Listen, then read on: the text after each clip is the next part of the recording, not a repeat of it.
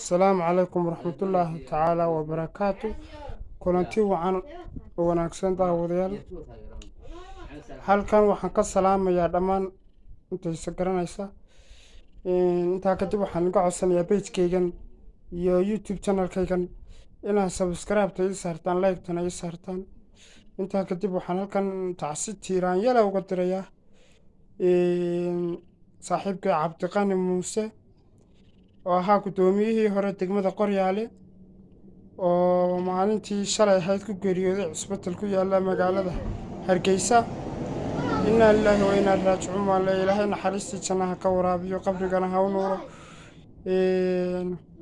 عبد الغني وحوها ماير متوفر بدن دقمة كسر شقية وحنا سوا قبتي سيدا كلا وحو كسر قبتي ورودة بالشدة وحلوس شقية وحو دقمة كان يقاري إسكروجا سيدا كلا وحو كان يقاري أمبلاسة تي الله قتمي